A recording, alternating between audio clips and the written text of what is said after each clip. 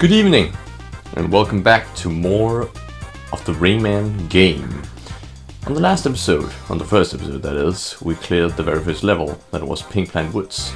And now we are moving on to Anguish Lagoon. Now you might have noticed, is it called, that I have not collected all of the cages, and that is because I was simply unable. I did not have the fist power up at that time. Now I could technically go back there and get him now, but there are some power-ups that we'll get in the future that will make that job a whole damn lot easier. So let's go.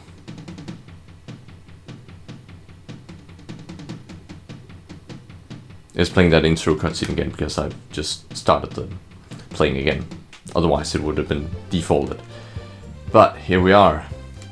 Doesn't look much like Anguish to me. This is quite the opposite of Anguish, to be quite honest. But I suppose the game has another definition, and I will not go into that. So we've got this swinging, whatchamacallit, aubergine ball, I suppose, which is quite different to the one we had the last time. Now there is one little detail I'm going to show. Oh Jesus Christ! If I can actually, right, there we go. So these little cute ring fellas up there, and we are unable to do anything with them just yet, but they will prove to be quite handy later on.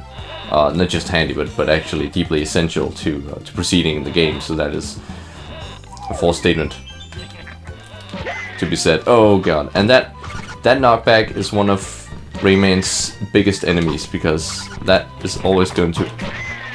But at least he can duck under this dude's. Ah, just look at that! The ball did him in. Luckily you can just stun lock him like that, so that is pretty handy. But yeah, I suppose we do need that ball to actually get in place. Let's just do it like this.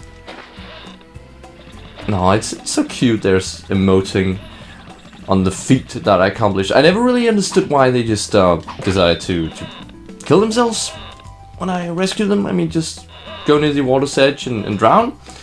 I don't know if they're of the same physique that Rayman is comprised of, but he can't take water for shit now. That's for true. So it's a bit interesting. It's a bit interesting. I've never actually shown this before, but Rayman can crawl, and this will come in handy at some point later onwards. But right there is just for ducking that oversized bullet again.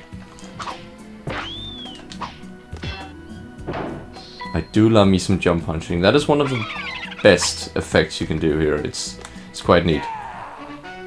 Just look at that. Pure love. Pure love right there. Pure uncemented love. No, it is cemented. It's deeply cemented. Right. Okay, I just messed that up. That sucks. Oh well, it's faster at least, and it doesn't really matter because against, well, this is the first boss fight actually. This mosquito fella, and against a boss fight, it doesn't really matter that much whether you get a powered up fist or not. It does the same amount of damage either way. Oh, those are some deep strats. That is a speedrun strat. I guess I should be showing off his attack patterns, but yeah, okay, let's just cherish that sound bit for a moment. That is absolute beauty. I do like some of the weird cheesy sound bits this game has sometimes. Like a weird race car thing. Alright, come on fella. And there we go. Rayman automatically does that. He just decided to piece.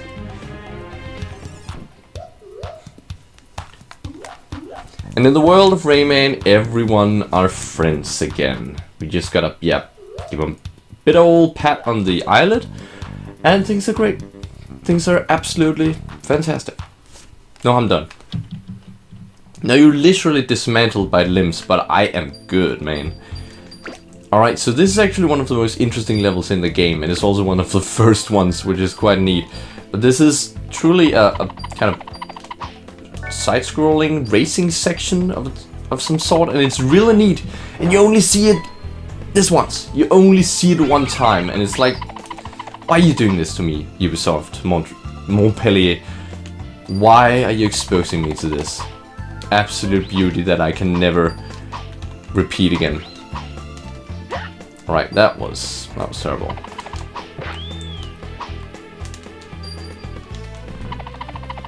So now things are going to start heating up a bit. Yeah, okay, with these fellas. At least he doesn't get knocked back. He just gets...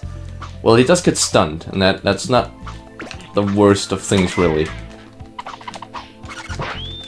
Okay, so I can take him off in one hit with this power-up. And there we go.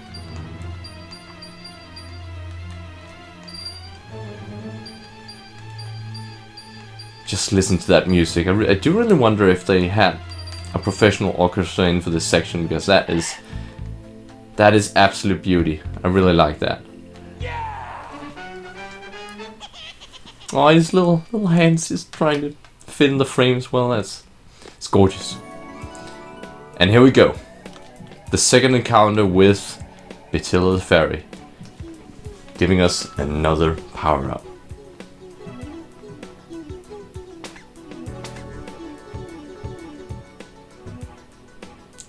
The power to hang! If this was in any other game, first of all you would ask, is this hanging with a ghetto crew? And why would you need that in the absolute first place? But this is absolutely essential, just like every other freaking power-up.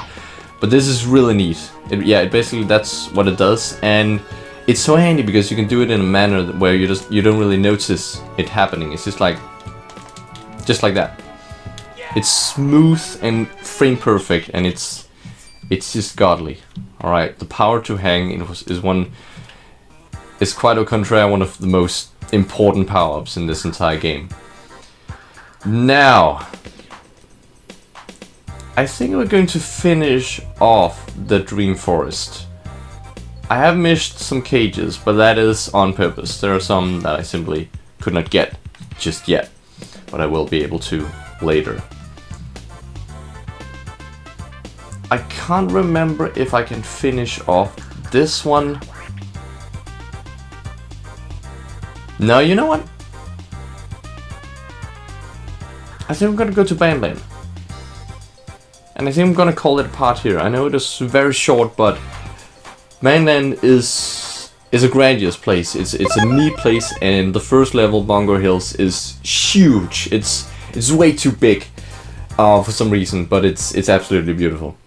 So I will see you in the next part, where we tackle Bongo Hills. Thank you for watching. Goodbye.